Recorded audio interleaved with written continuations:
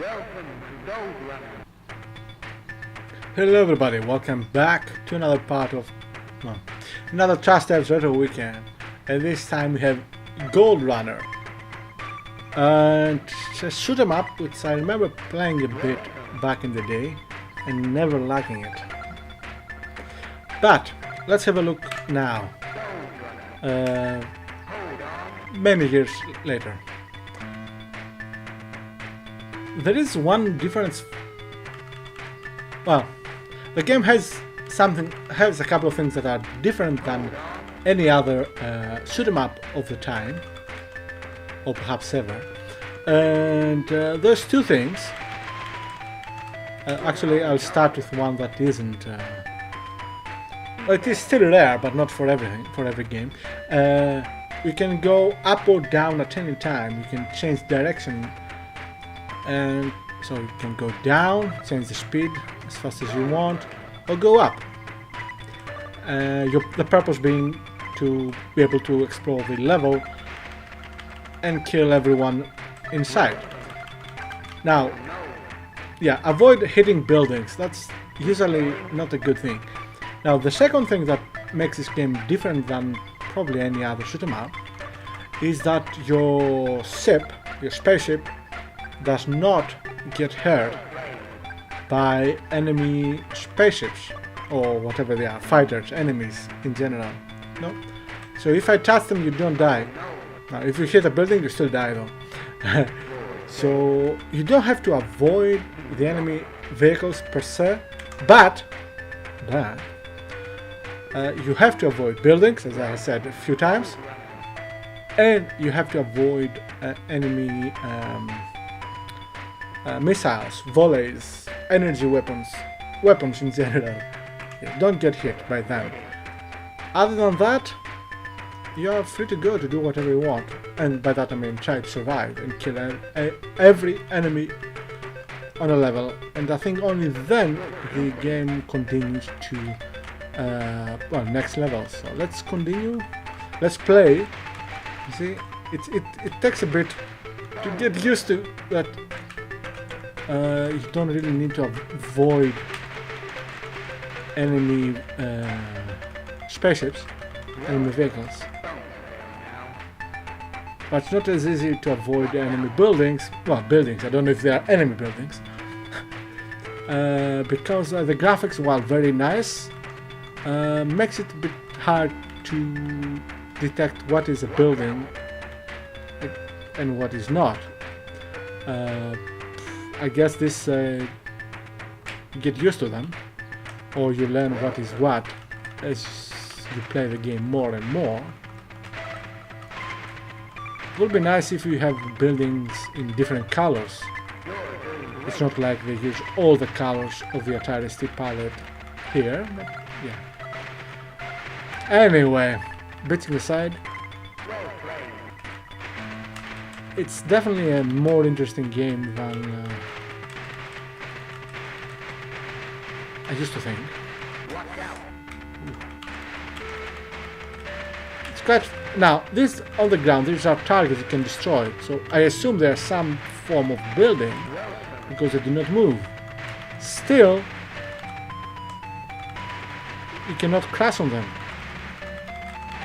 But the second you hit one of the other buildings that are supposed to be dangerous, you die. So yeah, I think the way to play this is to play this and learn what building is killable, destructible, and what is not, and actually dangerous to you if you touch it. As soon as you manage to get used to the idiosyncrasies of the game, I think this makes a good game. I don't know if it was a big hit or not. I know that it's one of the games that have survived in terms of their name, GoldRunner. It's not a hit the building there. It's not a name of a game that you never hear, but it's definitely not as well known as R-Type.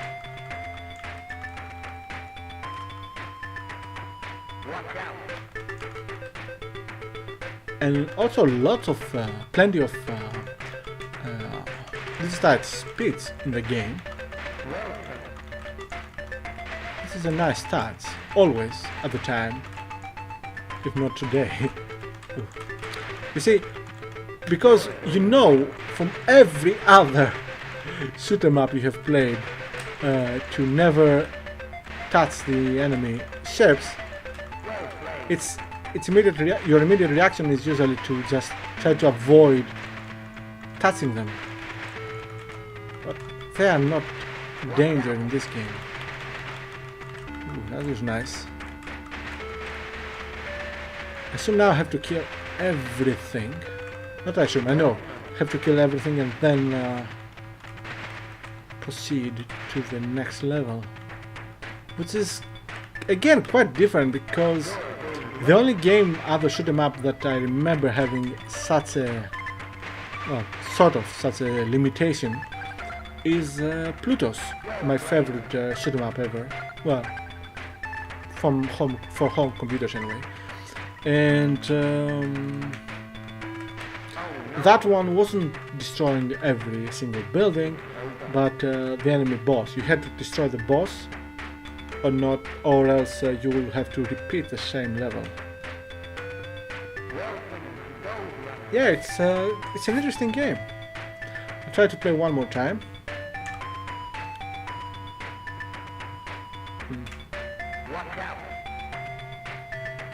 To start a game, press 1 for one player, or 2 for 2 players.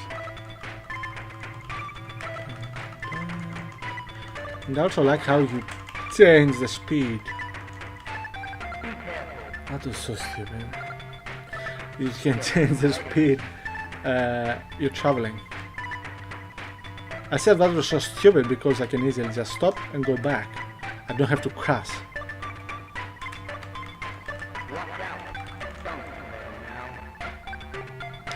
Yeah. Anyway. Well, good thing I'm doing much better now than every other time in the past. Anyway. Good game, good game. There is some delay when you change course, which I guess is normal. Well, let's face it. You're not in a UFO. Well, you obviously are not in a UFO, but because you know what you're driving. Well, you're piloting. Anyway, I'll shut up now.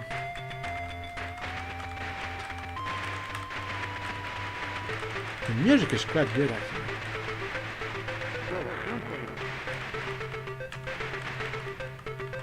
Ooh. No, damn it, they shot at me. GoldRunner. I don't know why I keep saying that. I wonder if you get some extra point or something when you hear that clip. I don't know. In theory, you should be able to play, after you learn the game a bit,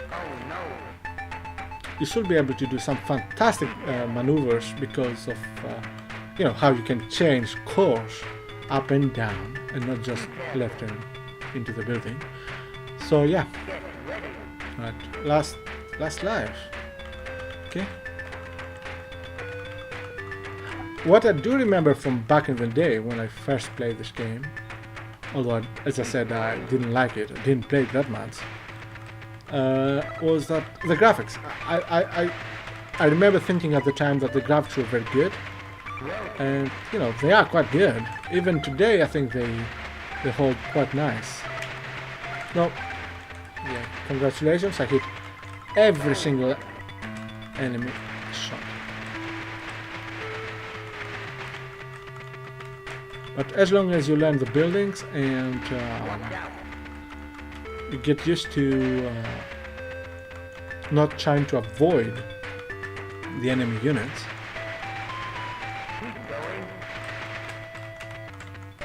I'm sure you can do, as I said, some fantastic maneuvers and very impressive play. But that's not going to happen for me today, is it? Oh, that was GoldRunner. from sometime in the mid-80s, I believe. Oh! Okay, can I press escape? No. 1, 2, no? Okay, never mind. Yeah, I'm not going to continue because obviously I suck. Thank you very much for watching. Bye bye. Watch out.